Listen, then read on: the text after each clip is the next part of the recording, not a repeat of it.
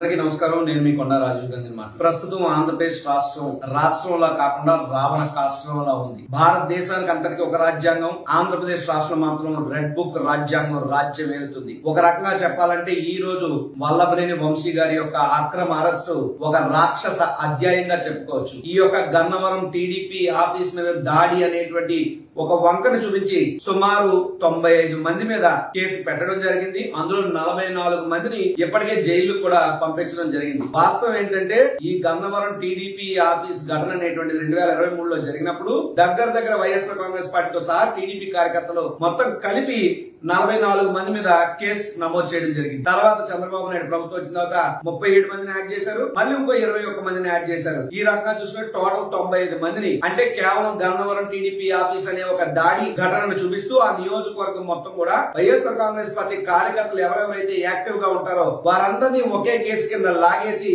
జైళ్లలో పడేయాలని చెప్పి కక్ష పూరితంగా ఈ రోజు చంద్రబాబు నాయుడు గారి ప్రభుత్వం వ్యవహరిస్తుంది. మరో విషయం, ఇక్కడ పోలీస్ యంత్రాంగం గురించి చెప్పుకోవాలనుకుంటే ఎవరైతే ఇన్ని రోజులు కూడా ఏ వ్యక్తి మీద అయితే వల్లభనేని వంశీ గారు దాడి చేశారనో, మరో కులం పేరు చెప్పి తిప్పారనో, నానా ఇబ్బందులు పెట్టారని చెప్పి ఆరోపిస్తూ కేసు పెట్టారో ఆ కేసుకు సంబంధించినటువంటి సాక్షి ఎవరైతే ఉన్నారో ఆయన బాధితుడిగా చెప్పబడుతున్నటువంటి ఆయనే కోర్టులో న్యాయస్థానంలో జడ్జి గారి ముందు నేను ఏ విధమైనటువంటి సంఘటన జరిగినప్పుడు అక్కడ లేను, కేవలం సాక్షిగా నన్ను సంతకం పెట్టమన్నారు, నేను సంతకం పెట్టాను, దాన్ని తప్పుడు కేసుగా పోలీసులు చిత్రీకరించారని చెప్పి చంద్రబాబు నాయుడు గారికి, లోకేష్ గారికి వారి అహంకారం దెబ్బతింది. ఎవరైతే చెప్పినటువంటి వ్యక్తి ఉన్నారో ఈ కేసులో నా మీద ఎటువంటి దాడులు జరగలేదు, నా మీద ఏమీ ఇబ్బందులు పెట్టలేదని జడ్జి గారి ముందు ఎవరైతే వాంగ్మూలం ఇచ్చారో ఆ వ్యక్తి ఇంటికి మళ్ళీ ఈ టీడీపీ రౌడీ మొక్కలు గాని, పోలీస్ ముచ్చులో ఉన్నటువంటి తెలుగుదేశం పార్టీకి అడుగులు మడుగులు వచ్చేటటువంటి కొంతమంది అధికారులు గాని వీళ్ళందరూ కూడా వాళ్ళ ఇళ్లకెళ్లి వాళ్ళ తల్లిదండ్రుల్ని బెదిరించి భయభ్రాంతులకు గురి చేసి మళ్ళీ ఒక కొత్త కేసు బనాయించి వల్లభనేని వంశీ గారిని ఈరోజు అక్రమంగా అరెస్ట్ చేశారు.